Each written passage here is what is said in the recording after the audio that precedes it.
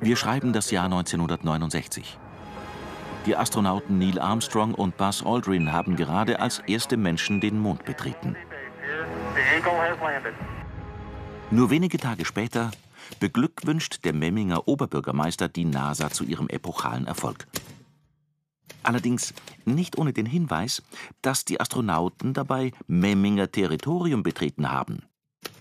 Und weiter, dass der Mond seit vielen hundert Jahren Eigentum der Memminger Bürger ist.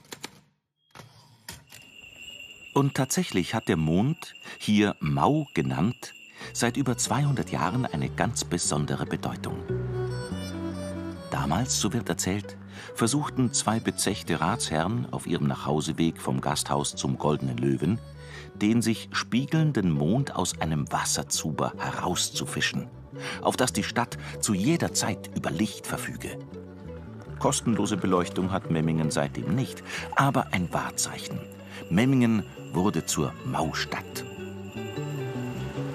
Die Gaststätte gibt's noch immer und die Legende ist bis heute Thema. Besonders für Hans Fuchsschwanz, Ulla Gigerich und Sabine Streck. Ja, das ist ja eine Legende und ich meine, das ist ja sicher nicht, war ja sicher nicht Wirklichkeit, sondern das... Das weiß man nicht. Das weiß man nicht? Das weiß man nicht, ob das in Naja, Wirklichkeit war. es wird bestimmt schon viel passiert. Es kann schon sein, dass es ein bisschen ein wahrer Kern ist.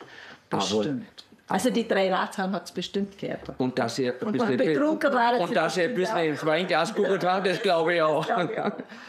Und Stadtbachfischer hat es auch schon gegeben. Ja, sowieso. Also, den hat man schon alle kennen. Und dass man früher noch kein Feuerwerk hat mit einer Spritze, das steht auch fest. Und die das Zuber, ja, die hat es immer gegeben. das ist alles Realität, ja. Genau.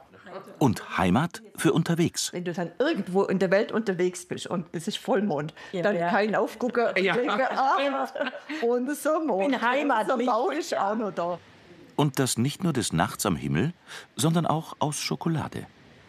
Mit denen im Mau bin ich eigentlich groß geworden. Ja. Weil mein Vati war ja Konditor und der hat diese Schokolade gegossen mit Vollmilch-Edelkuvertüre. Wurde die eingestrichen, dann wurde die kühl gestellt, damit sie kalt werden. Dann wurden sie so rausgeklopft. Dann kamen sie auf ein großes Blech. Dann wurden sie erstmal die Nasen draufgeklebt, weil die brechen ganz gern durch. Dann wurden die stanioliert mit Goldfolie. Anschließend mit Watte poliert. Das war dann die Hausaufgabe von meiner Mutter und von mir. Das ist schön leichtet, genau. Die Konditorei der Familie Schwarz gibt es längst nicht mehr. Aber die süßen Monde schon. Speziell zu Heimatfesten sind sie nach wie vor gefragt und noch immer sorgfältig von Hand verpackt in Goldpapier. Früher allerdings waren die Schokomaus eine echte Währung. Wir hatten ja einen Fußballclub in Memmingen, der Florian Huber, das war ja der Ehrenpräsident, den kennen die wahrscheinlich auch alle noch. Und wenn der am Samstag Fußballspiel hatte von auswärtigen Mannschaften, dann hat er oft am Samstagnachmittag noch bei meiner Oma oder bei meiner Mutti geklingelt und gesagt, Frau Schwarz, Sie brauchen nur 11 Mau für die Fußball. Für mich war das schon was Besonderes, wenn man ein Mau geschenkt gekriegt hat. Also Mau als Schokolade, Ja, klar. als Kind, das ist schon noch mal was anderes als eine Tafelschokolade. Auf jeden Fall. Das hat man nämlich nicht immer gekriegt, nur zu ganz besonderen Anlässen. Vom legendären Fischertag über den Fasching mit den Stadtbachhexen bis hin zum Kinderfest. Ohne den Mau geht in Memmingen gar nichts. Urkundlich erwähnt wird der sogenannte Mauwagen erstmals bereits um 1900. Und schon damals war er umjubelt und sehnsüchtig bestaunt. Ich durfte früher nie auf dem Mauwagen. Ich bin leider katholisch und dann habe ich als Kind nicht drauf dürfen. Und darum freue ich mich jetzt umso mehr, dass ich eine von den zwei Maumuttis bin, die die Kinder hier suchen und für den Mauwagen herrichten. Und alle Kinder, die wollen, dürfen jetzt auf dem Mauwagen. Das ist was ganz Besonderes. Aber nicht nur Kinder- und Schokoträume sind dem Mau gewidmet. Auch Heimatdichtung, Heimatmalerei und Liedgut. Und, eher deftig, ein Salami. Hier in Memmingen gibt es den Mond auch scheibchenweise. Das ist ein Memminger Maulwurst, die gibt es immer zu besonderen Anlässen. Ist ein naturgereifter Salami, so in Mondform geschnitten. Wir sagen Mau, wie der Schwabe sagt. Muss man eigentlich probieren, wenn es es gibt, muss man es noch machen.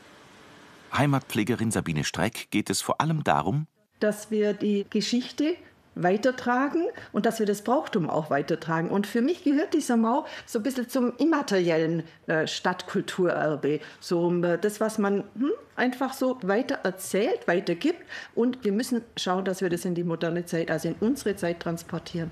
Und das klappt doch eigentlich ganz gut. Jedenfalls ist es für jeden kleinen Memminger bis heute eine große Ehre, Mau zu sein oder zu seinem Sternengefolge zu gehören. Nach wie vor lässt ein Schokomau Kinderherzen höher schlagen. Und keinen hier kümmert, dass die NASA seinerzeit kein Mondgestein geschickt hat und ein wenig despektierlich auf den Brief des Oberbürgermeisters reagierte. Immerhin gab es handsignierte Fotos von dem kleinen Schritt, der ein großer Sprung war. Und eins ist unbestritten. Er gehört uns, du Mau. Ja, ganz eindeutig. Du meinst ja auch Memminger Mau. Ja. Und war schon gut, dass man da die Territoriumsansprüche anmeldet. Ja, ich finde schon. Ich finde es vollkommen in Ordnung. Aber wir lassen den Mond ja auch über andere Städte erscheinen. Also so ist es ja nicht. Überall strahlen. Ja, genau. Uns gehört er. So ist es überliefert.